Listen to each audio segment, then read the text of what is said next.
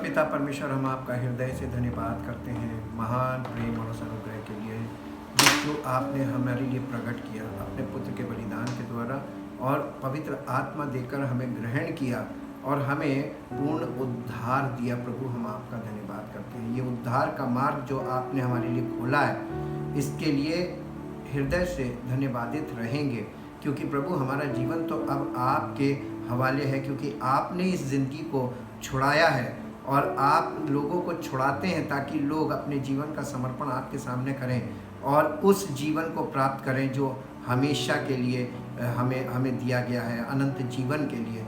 हम चाहते प्रभु हम अनंत जीवन के वारिस बनने के लिए आगे बढ़ें और अनंत जीवन के वारिस बनकर आपकी महिमा का कारण बने और आपकी इच्छा को इस धरती पर जब तक हम शरीर में जीवित हैं पूरी करते रहें, ताकि आपका नाम हम सब के द्वारा महिमान्वित हो, और यही आपकी इच्छा है।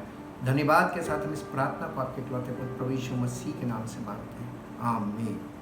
सबको जय मसीह की। हम परमेश्वर का बहुत धन्यवाद करते हैं और एक बार फिर आपके सामने उपस्थित हुए हैं इस अध्ययन को लेकर, जिसे हम कंटिन्यूअसली कर रहे हैं, निरंतर लगातार हम आगे बढ़ रहे हैं और अब हम परम पवित्र स्थान से परम पवित्र स्थान की ओर बढ़ रहे हैं। और इस ओर बढ़ने में सबसे मुख्य जो बाधा थी, जिसे हमने कल देखा था, जिसे हम पर्दा कहते हैं, या वो पर्दा जो परम पवित्र स्थान में प्रत्येक को रोकने का काम करता था, क्योंकि हर व्यक्ति वहाँ पर प्रवेश नहीं कर सकता था।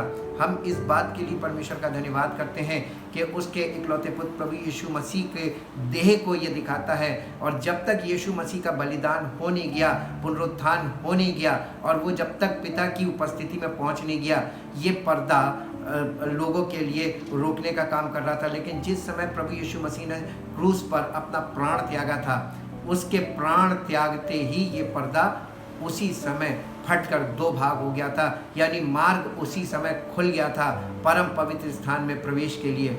हर व्यक्ति अब वहाँ प्रवेश कर सकता है, लेकिन बिना पवित्र आत्मा के जब तक हमारे जीवन में वो कार्य पूर्ण नहीं होता, जब तक हमारी आत्मा पवित्र आत्मा के द्वारा सिद्ध नहीं होती, हमारी आत्मा परम पवित्र स्थान में प्रवेश करने के योग्य नहीं है।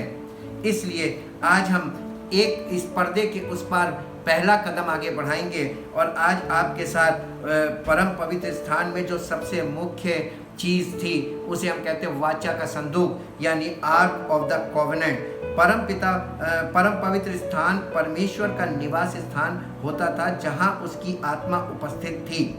इस स्थान पर वाचा का संदूक, उसके अंदर वाचा की पटियाएं, हारून की छड़ी जिसमें फल फूल आ गए थे, तथा मन्ना से भरा सोने का मर्तबान रखा होता था, तथा वाचा के संदूक के ऊपर प्रायश्चित का ढकना, जिसके ऊपर दो कुरूब बने होते थे। इसी के ऊपर परमेश्वर का आत्मा होता था। ये दो भागों में था, एक तो संदूक था और दूसरा उसके ऊपर प्रायश्चित का ढकना, जिसे अनुग्रह का सिंहासन भी कहते हैं, मर्सी सीट।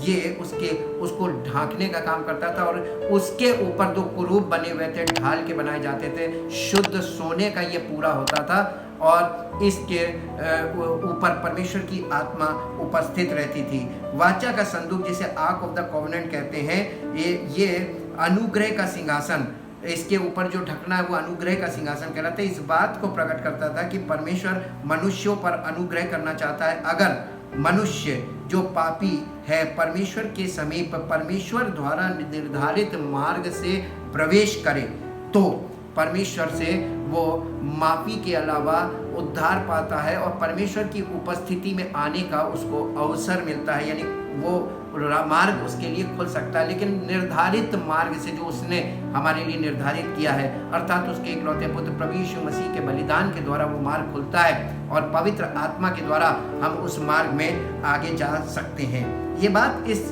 तंबू के द्वारा स्पष्ट हो जाती है कि अगर कोई परमेश्वर तक पहुंचना चाहे तो बलिदान के लहू के बगैर ये संभव नहीं है, और वो लहू परमेश्वर को प्रसन्न करे तथा परमेश्वर उस बलिदान से संतुष्ट हो, ताकि उसके द्वारा सब लोग अनुग्रह प्राप्त कर सकें। लेकिन रोमियो की पत्री 3 अध्याय के 23 पद में, रोमियो की पत्री उसके 3 अध्याय के 23 पद में पौलुस इस प्रकार से लिखा हुआ है, ये सत्य है जो इसमें लिखा हुआ 3 अध्याय का 23 पद, इसलिए कि सबने पाप किया है और परमेश्वर की महिमा से रहित है। इसलिए किसके बलिदान से परमेश्वर प्रसन्न होगा, किसके निष्कलंक लहू के द्वारा लोगों को उस मार्ग में प्रवेश करने का अवसर प्राप्त होगा। ये एक कठिन विषय था और इसे परमेश्वर ने ही हल किया।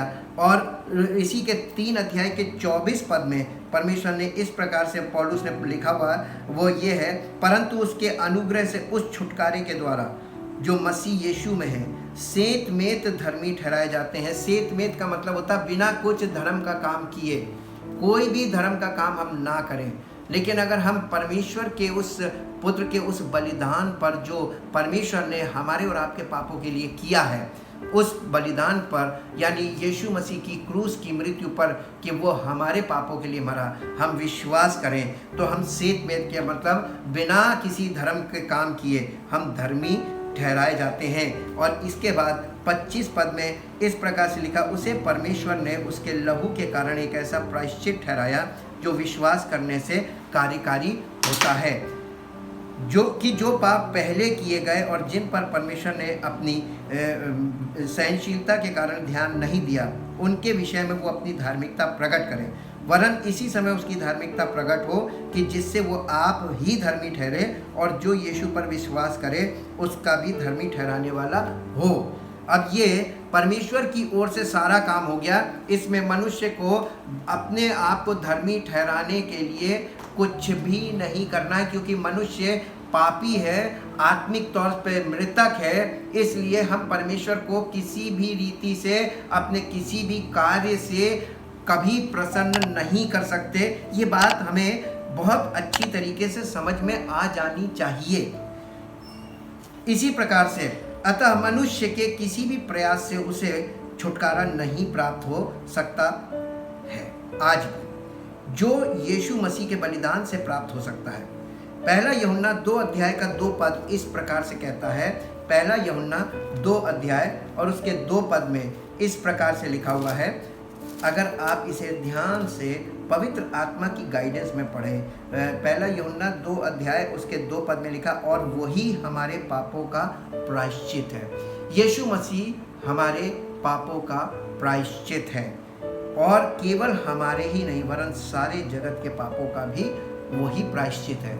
यानी जब परमेश्वर ने अपने पुत्र के बलिदान के द्वारा स्वयं हमारे लिए प्रायश्चित कर लिया, हमारे पापों के लिए प्रायश्चित कर लिया। अब आप बताइए, आप किस कार्य से उसको प्रसन्न करना चाह रहे हैं? जो कार्य उसके द्वारा उसे प्रसन्नता प्राप्त होनी थी वो तो उसने स्वयं अपने पुत्र को बलिदान करके हमारे लिए प्रायश्चित किया। अब हमको केवल प्रायश्चित का जीवन प्राप्त करना है, वो प्रायश्चित का जीवन कि परमेश्वर ने हमारे लिए क्या किया है, और परमेश्वर ने हमारे लिए इन कामों को किया जो हमारे लिए असंभव था और आज भी है। इसलिए हम आगे बढ़ते हैं और ये देखते हैं कि प्रभु यीशु मसीह के द्वारा परमेश्वर ने हमारे लिए वो काम किया है जो मनुष्यों के द्वारा संभव ना था, ना है और ना कभी होगा। अतः जब यीशु मसीह के द्वारा हमारा संबंध परम पिता परमेश्वर से हो गया तो हम पर उसका अनुग्रह बना रहता है और पवित्र आत्मा का कार्य जो हमारे जीवन में जारी रहता है, ताकि पवित्र आत्मा के द्वारा हमें सिद्धता प्राप्त हो। हमें पवित्र आत्मा इसलिए दिया गया है कि हम धर्म के वो काम करके उसे प्रसन्न करने का प्रयास ना करें। अब तो मूर्खता ही होगी, क्योंकि परमेश्वर ने हमारे छुटकारे के लिए स्वयं प्रायश्चित कर लिया और अब हमको अपने प्रेम में निमंत्रण दे रहा है कि इस बलिदान पर जो मैंने तुम्हारे लिए किया है इस पर विश्वास करो और पवित्र आत्मा प्राप्त करके सिद्धता में आगे बढ़ो। इसलिए हम आगे जाने का प्रयास करें और परमेश्वर के उस कार्य को जो उसने हमारे लिए कर दिया है उस बात को अपने जीवन में रिसीव करें। परमेश्वर की नज़र में पाप को नज़रअंदाज परमेश्वर कभी नहीं करता। परमेश्वर की नज़र से पाप कभी छिपता नहीं और परमेश्वर पाप को बर्दाश्त नहीं कर सकता। लेकिन जो लोग यीशु मसीह को स्वीकार करते हैं उनके जीवन को पवित्र आत्मा के द्वारा अपने योग्य बनाने के द्वारा परमेश्वर अपनी सामर्थ्य और सच्चाई को प्रकट करता है तथा इस तरह यीशु मसीह की सत्यता सिद्ध होती है इस कार्य के द्वारा। वाचा का संदूक यीशु मसीह को प्रकट करता है कि वो कौन है, उसके व्यक्तित्व को कि वो परमेश्वर के तुल्य है। मगर बाकी वेदियां जो तंबू में थी वो यीशु मसीह के कार्यों को दर्शाती थी, जैसा कि नए नियम के अनुसार प्रकट है। जैसे पीतल की वेदी उसके बलिदान को प्रकट करती थी, इसी प्रकार से वाचा का संदूक ये प्रकट करता है कि यीशु मसीह कौन है तथा उसके ऊपर प्रायश्चित का ढकना, जिसे अनुग्रह का सिंहासन भी कहते हैं, यीशु मसीह के उस कार्य को प्रकट करता है कि उसके बलिदान के द्वारा परमेश्वर का अनुग्रह पापियों पर प्रकट हो रहा है, जैसा कि आज प्रकट है। निर्गमन की पुस्तक वाचा के संदूक को वो जब मूसा को आदेश दिया था तो उसको हम देखेंगे, उसकी बनावट के बारे में निर्गमन की पुस्तक उसके 25 अध्याय के 10 पद से हम पढ़ेंगे। और यहाँ पर इस प्रकार से परमेश्वर ने मूसा को कहा था। निर्गमन की पुस्तक the book of Exodus chapter 25 verse 10, और बबूल की लकड़ी का एक संदूक बनाया जाए, उसकी लंबाई 2.5 हाथ और चौड़ाई ऊंचाई 1.5 हाथ की हो, और उसको चोखे सोने से भीतर से और बाहर से मड़वाना, और संदूक के ऊपर चारों ओर सोने की बाड़ बनवाना, और सोने के 4 कड़े ढलवाकर उसके चारों पायों पर, और एक ओर 2 कड़े और दूसरी ओर भी 2 कड़े लगवाना। फिर बबूल की लकड़ी के डंडे बनवाना, उन्हें भी सोने से मड़वाना, और डंडों को संदूक के दोनों ओर के कड़ों में डालना, जिससे उनके बल संदूक उठाया जाए। वे डंडे संदूक के कड़ों में लगे रहें और उसमें से अलग ना किए जाएं। और जो साक्षी पत्र मैं तुझे दूंगा उसे उसी संदूक में रखना। ये परमेश्वर ने संदूक के बारे में बताया था। ये वाचा का संदूक 2 भागों में है। आज हम इसका पहला भाग देखेंगे, केवल संदूक के बारे में देखेंगे। ये संदूक को अभी हमने आपको बताया, इस तरीके से एक संदूक बनाया जाएगा बबूल की लकड़ी का, और उसको बाहर और भीतर शुद्ध सोने से मढ़ा जाएगा। और ये यीशु मसीह को दिखाता है। बबूल की लकड़ी का संदूक यानी यीशु मसीह की मानवता को दिखाता है कि वो संपूर्ण मनुष्य था, यानी 100% मैन। और ये ऊपर सोने से भीतर बाहर मढ़ा होना ये दिखाता है कि वो परमेश्वरीय स्वभाव को में भी था, यानी वो 100% गॉड भी था, यानी वो दोनों स्वभाव उसमें पूर्ण रूप से थे और वो सत्य था। और वही एक ये संदूक को प्रकट करता है, यानी संदूक यीशु मसीह को ही प्रकट करता था। इसके अंदर क्या क्या रखा होता था और ये सब चीज़ें किस ओर इशारा करती हैं, उसे हम वचन के द्वारा जानेंगे। सबसे पहली चीज़ इब्रानियों की पत्री उसके 9 अध्याय के 4 पद में चलेंगे, जहाँ पर इस बारे में वर्णन किया जा रहा है। और यहाँ पर लिखा हुआ है 4 पद में, इब्रानियों की पत्री 9 अध्याय 4 पद, the book of Hebrews chapter 9 verse 4। उसमें सोने की धूपदानी और चारों ओर से सोने से मढ़ा हुआ वाचा का संदूक, और इसमें मन्ना से भरा हुआ सोने का मर्तबान, और हारून की छड़ी जिसमें फूल फल आ गए थे, और वाचा की पटियां थीं। ये 3 चीजें इसके अंदर रखी हुई थीं। ये 3 चीजें किस बात को दर्शाती हैं, इसको हम लोग देखेंगे एक एक करके। सबसे पहले इसके अंदर सोने का मर्तबान जिसमें मन्ना भरा हुआ था, मन्ना से भरा सोने का मर्तबान। अगर हम निर्गमन की पुस्तक उसके 16 अध्याय में चलें तो वहाँ पर हमको ये वर्णन मिलता है। और ऐसा कोई चीज़ नहीं जो परमेश्वर के वचन में वर्णित ना हो, जिसके बारे में हमें सही तरीके से जानकारी ना मिल पाए। बस शर्त है कि पवित्र आत्मा की अगुवाई हमको चाहिए वचन को पढ़ते समय, खास तौर से पुराना नियम पढ़ते समय। इसके 16 अध्याय में जब हम देखते हैं कि जब उन्होंने मूसा को की इस आज्ञा के अनुसार सवेरे तक रख छोड़ा, तब ना तो वो बसाया और ना उसमें कीड़े पड़े। ये जो मन्ना परमेश्वर की ओर से इनको भोजन दिया जाता था, स्वर्ग से भोजन दिया जाता था, जिसे मन्ना कहते हैं, वो इन लोगों को दिया जाता था। और इसमें एक खासियत थी कि परमेश्वर प्रतिदिन इनको देता था, और प्रतिदिन लोगों को अपने घर से बाहर जाकर इसे बटोर के लाना पड़ता था अपने घर के यानी सदस्यों की संख्या के अनुसार, जिसके यहाँ जितने सदस्य होते थे उसके अनुसार उसे बटोरना होता था, और उसे लाकर उसका प्रोसेस था, उस प्रोसेस से उसको वो भोजन प्राप्त करते थे। लेकिन अगर कोई व्यक्ति उसको दूसरे दिन के लिए रख लेता था तो वो सड़ जाता था। लेकिन जब परमेश्वर ने मूसा को जैसी आज्ञा दी थी कि विश्राम दिन के एक दिन पहले हम इसको लोग डबल उठाएं, और जब परमेश्वर की आज्ञा के अनुसार लोगों ने इसे दूसरे दिन के लिए रखा तो ये नहीं सड़ा। वही इस 16 अध्याय के 24 पद में लिखा हुआ है, निर्गमन के 16 अध्याय के 24 पद में, जब उन्होंने उसको मूसा की इस आज्ञा के अनुसार सवेरे तक रख छोड़ा, तब ना तो वो बसाया और ना उसमें कीड़े पड़े। तब मूसा ने कहा, आज उसी को खाओ, क्योंकि आज यहोवा का विश्राम दिन है, इसलिए आज तुमको वो मैदान में ना मिलेगा। इसके बाद 6 दिन तो तुम उसे बटोरा करोगे, परंतु 7वां दिन विश्राम का दिन है, उसमें वो ना मिलेगा।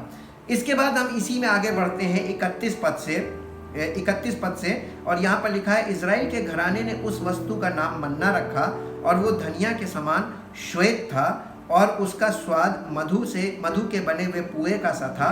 फिर मूसा ने कहा, यहोवा ने जो आज्ञा दी है वो ये है कि इसमें से ओमेर भर अपने वंश की पीढ़ी के लिए रख छोड़ो, जिससे वे जाने कि यहोवा हमको मिस्र देश से निकालकर जंगल में कैसी रोटी खिलाता था। तब मूसा ने हारून से कहा, एक पात्र लेकर उसमें ओमेर भर लेकर उसे यहोवा के आगे रख दे कि वो तुम्हारी पीढ़ियों के लिए रखा रहे।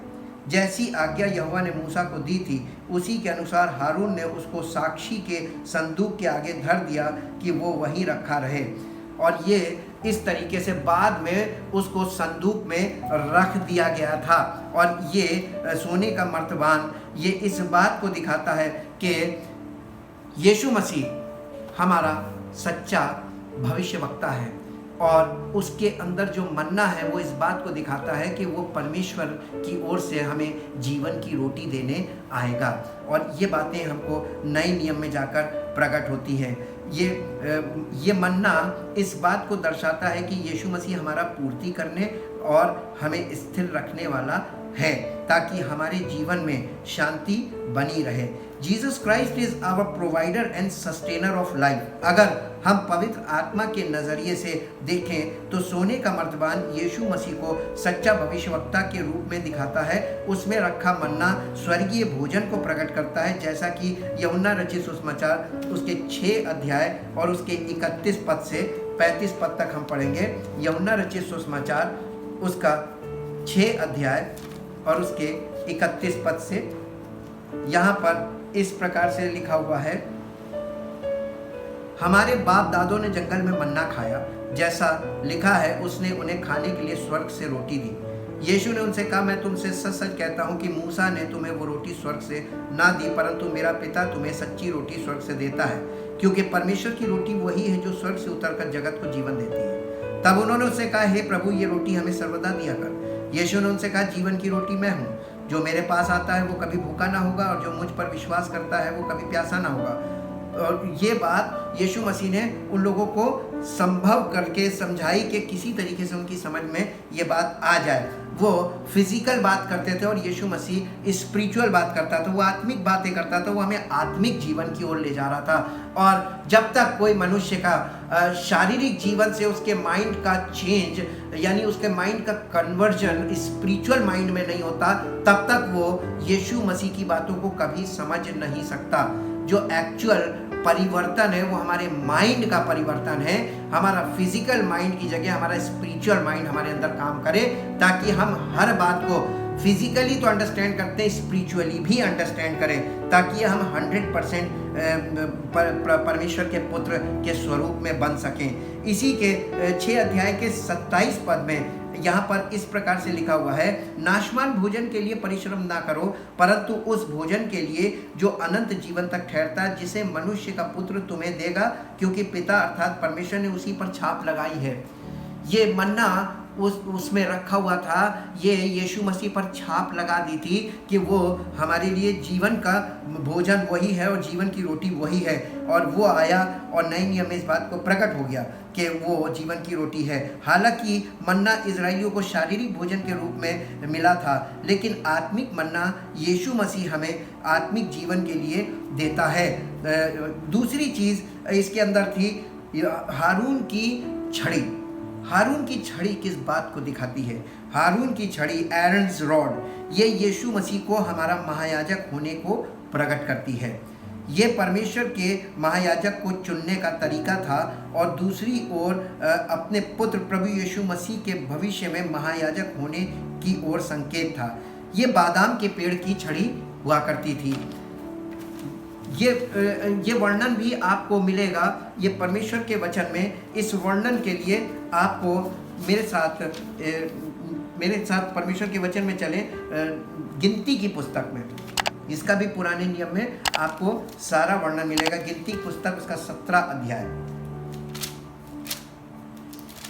अध्याय और यहाँ पर इस प्रकार से लिखा है, तब यहोवा ने मूसा से कहा, इजराइलियों से बातें करके उनके पूर्वजों के घरानों के अनुसार उनके सब प्रधानों के पास से एक एक छड़ी ले और उन 12 छड़ियों में से एक एक पर एक एक के मूल पुरुष का नाम लिख और लेवियों की छड़ी पर हारून का नाम लिख, क्योंकि इजराइलियों के पूर्वजों के घरानों के एक एक मुख्य पुरुष की एक एक छड़ी होगी और उन छड़ियों को मिलाप वाले तंबू में साक्षी पत्र के आगे जहां मैं तुम लोगों से मिला करता हूं रख दे, यानी वाचा के संदूक के सामने। और जिस पुरुष को मैं चुनूंगा उसकी छड़ी में कलियां फूट निकलेंगी और इजरायली जो तुम पर बुड़बुड़ाते रहते हैं वो बुड़बुड़ाना मैं अपने ऊपर से दूर करूंगा। अतः मूसा ने इजराइलियों से ये बात कही और उनके सब प्रधानों ने अपने अपने लिए अपने अपने पूर्वजों के घरानों के अनुसार एक एक छड़ी उसे दी। इस प्रकार 12 छड़ियाँ हुई और उनकी छड़ियों में हारून की भी छड़ी थी। उन छड़ियों को मूसा ने साक्षी पत्र के तंबू में यहोवा के सामने रख दिया। दूसरे दिन मूसा साक्षी पत्र के तंबू में गया तो क्या देखा कि हारून की छड़ी जो लेवी के घराने के लिए थी उसमें कलियां फूट निकली तथा उसमें कलियां लगी और फूल भी लगे और पके बादाम भी लगे।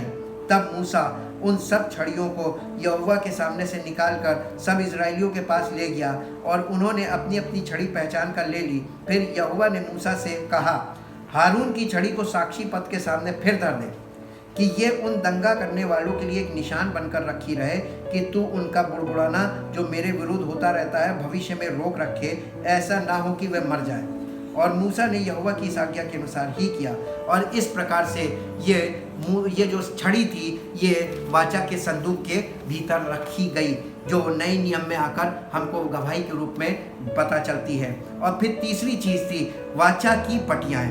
ये वाचा की पहली पटियाएँ जो मूसा को परमेश्वर ने दी थी, जिसे उसने पहाड़ से उतरते समय फेंक कर तोड़ दिया था। इस बात को दर्शाता है कि मनुष्य निरंतर परमेश्वर की आज्ञाओं को तोड़ता रहेगा। वो वहाँ पे जो तोड़ा था, मूसा ने जो तोड़ दिया था, ये इस बात का प्रगटीकरण था कि ये इजरायली लोग निरंतर परमेश्वर की आज्ञाओं को तोड़ते रहेंगे और यीशु मसीह के आने तक ऐसा ही होता रहा और आज भी ऐसे ही हो रहा है। निर्गमन की पुस्तक 32 अध्याय उसके 19 पद को हम पढ़ेंगे। निर्गमन की पुस्तक उसके 32 अध्याय के 19 पद को, और यहाँ पर इस प्रकार से लिखित है, छावनी के पास आते ही मूसा को वो बछड़ा और नाचना दिखाई पड़ा। तब मूसा का कोप भड़क उठा और उसने तख्तियों को अपने हाथों से पर्वत के नीचे पटक कर तोड़ डाला। तब उनके बनाए हुए बछड़े को लेकर आग में डालकर फूंक दिया और पीस कर चूर चूर कर डाला और जल के ऊपर फेंक दिया और इजरायलियों को उसे पिलवा दिया। इतना गुस्सा हो गया मूसा। लेकिन वो जो तख्तियां टूट गई थी, उसके बाद परमेश्वर ने मूसा से कहा कि मेरे पास आना, मैं तुम्हें दूसरी वाचा की पटियाएं दूंगा, यानी 10 हुक्म की दूसरी तख्तियां दूंगा और उन तख्तियों को तुम इस वाचा के संदूक में रख देना, क्योंकि परमेश्वर की व्यवस्था उसके इकलौते पुत्र में होगी।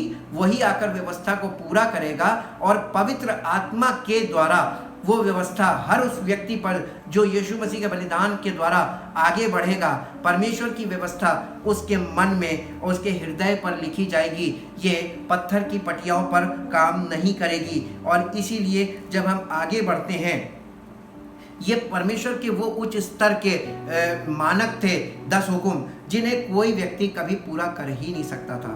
और परमेश्वर इसी बात को सिखाना और बताना मांग रहा था कि उसका इकलौता पुत्र ही इस कार्य को करेगा। इसलिए ये पटियाएँ उसमें रखी गई थी। ये पटियाएँ, ये वाचा की पटियाएँ परमेश्वर के उच्च स्तर के मानक को दर्शाती है, जिसे यीशु मसीह ही पूरा कर सकता था, और इसके अलावा और कोई नहीं। अतः व्यवस्था परमेश्वर के सिद्ध मानक, परमेश्वर के राज्य यानी परमेश्वर की सामर्थ और न्याय को दर्शाते हैं, जो कि परमेश्वर ने मसीह के द्वारा सिद्ध किया।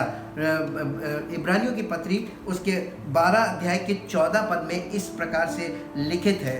इब्रानियों की पत्री 12 अध्याय और उसका 14 पद, यहाँ पर ऐसा लिखा हुआ है, सब से मेल मिलाप रखो और उस पवित्रता के खोजी हो जिसके बिना कोई प्रभु को कदापि ना देखेगा।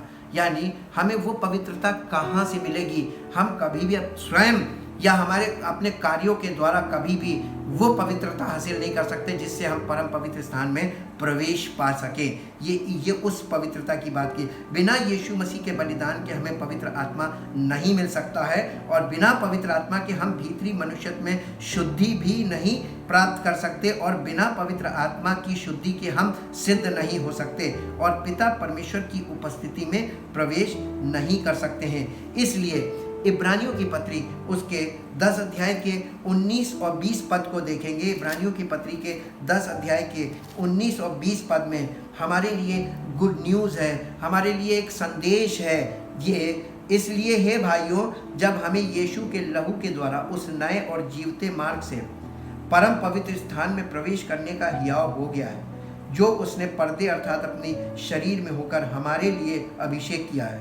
और इसलिए हमारा ऐसा महान याजक है जो परमेश्वर के घर का अधिकारी है। तो आओ हम सच्चे मन और पूरे विश्वास के साथ और विवेक का दोष दूर करने के लिए हृदय पर छिड़काव लेकर और देह को शुद्ध जल से धुलवा कर परमेश्वर के समीप जाए। यानी देह को शुद्ध जल से पवित्र आत्मा ही हमको धोता, हमारे भीतरी मनुष्यत्व को। ये हमारे शरीर की बात नहीं कर रही, शरीर को धुलवाना नहीं है, ये हमारे प्राणों को और हमारी आत्मा को धोने की बात हो रही है, और ये स्पिरिचुअल बात है। मत्ती रचित सुसमाचार उसके 27 अध्याय में जाके देखेंगे ये मार्ग खुला कैसे था, ये जीवता नया और जीवता मार्ग। मत्ती रचित सुसमाचार उसके 27 अध्याय में मेरे साथ आए, और 27 अध्याय के 50 और 51 पद में इस प्रकार से लिखा, तब यीशु ने फिर बड़े शब्द से चिल्लाकर प्राण छोड़ दिए, और देखो, यहाँ पे परमेश्वर हमसे देखने को कह रहा है, ना पढ़ने को कह रहा है, ना सोचने को कह रहा है, ना सुनने को कह रहा है। यहाँ पर कह रहा है देखो। आज हमें देखने की जरूरत है कि देखो मंदिर का पर्दा ऊपर से नीचे तक फटकर 2 टुकड़े हो गया। आज देखो कि परमेश्वर ने तुम्हारे लिए वो मार्ग खोल दिया है कि तुम परमेश्वर की उपस्थिति में जा सकते हो, लेकिन प्रेस्क्राइब्ड वे, निर्धारित रास्ते से होकर ही। वो रास्ता यीशु मसीह के अलावा और कोई है नहीं। तुम किसी भी विकल्प से वहां नहीं पहुंच सकते। और धरती डोल गई और चट्टानें तड़क गई। ये उस समय हुआ था जब परमेश्वर कोई बड़ा काम करता है तो भूकंप भी आता है, सूर्य ग्रहण भी होता है। ये प्राकृतिक चिन्ह आपको हमेशा साथ साथ मिलेंगे, और ये प्राकृतिक चिन्ह इस बात को प्रकट करते हैं कि परमेश्वर का इकलौता पुत्र प्रभु यीशु मसीह ही है, और पर उसके बलिदान को उसने एक्सेप्ट किया। उसकी मृत्यु के समय भी ये बात प्रकट थी, और पुनरुत्थान के समय भी ऐसे ही हुआ था। एक बड़ा भूइडोल हुआ, और वहाँ पर वो जो पत्थर लगा हुआ था उसमें सील कर दिया गया था गवर्नमेंट की तरफ से, उसकी सील टूट गई और वो पत्थर लुढ़क गया, और यीशु मसीह जीवित रूप से वहाँ से निकल आया। और आप इस बात को देखेंगे कि परमेश्वर आज इस धरती पर कितने प्राकृतिक चिन्हों के द्वारा इस बात को प्रकट कर रहा है कि उसका इकलौता पुत्र प्रभु यीशु मसीह अब दोबारा आ रहा है। अब वो राज्य करने के लिए आ रहा है, अब वो राजा बनकर आ रहा है। इसलिए सब लोग बहुत घबराने की ज़रूरत है, क्योंकि उसके द्वारा सबसे पहले तो वो न्याय करेगा और उसके बाद वो शासन करेगा। हमें और आपको उसके आने के लिए अपने आप को इतना तैयार रखने की ज़रूरत है, यानी तैयार रहने की ज़रूरत है, क्योंकि अब तैयारी का समय नहीं बल्कि तैयार रहने का समय है। तैयारी का समय निकल गया, अब तैयार रहने का समय है। इसलिए प्रतिदिन हमें आत्मिक तौर पर बिल्कुल रेडी रहना है उसकी इच्छा और योजना के लिए, ताकि उसकी इच्छा और योजना हमारे जीवन में प्रतिदिन पूरी हो और उसकी महिमा हमारे जीवन में प्रतिदिन प्रकट हो। और हम प्रतिदिन पवित्र आत्मा की अगुवाई में चलें और प्रतिदिन हम उसके वचनों में देखते रहें और उसकी सच्चाई को पकड़े रहें और जागृत रहें स्पिरिचुअली, ताकि उसकी सामर्थ हमें प्रतिदिन प्राप्त हो और उसकी महिमा हमारे जीवन से प्रतिदिन प्रकट हो। हे परमपिता परमेश्वर, हम आपका हृदय से धन्यवाद करते हैं हर उस कार्य के लिए जो आपने हमारे जीवन में आज तक किया है, और आगे आप जो कार्य करेंगे उसके लिए हम धन्यवाद करते हैं, विश्वास करते हैं और पवित्र आत्मा को अनुमति देते हैं, सहमति देते हैं कि वो हमारे जीवन में और कार्य करे, ताकि हम और आगे जाएं और हम परमेश्वर की इच्छा जो हमारे जीवन के लिए वो हमारे जीवन में पूर्ण रूप से पूरी हो और उसका नाम महिमा पाए। धन्यवाद के साथ इस प्रार्थना को इकलौते पुत्र प्रभु यीशु मसीह के नाम से मांगते हैं, आमीन। परमेश्वर आपको आशीष दे। जय मसीह।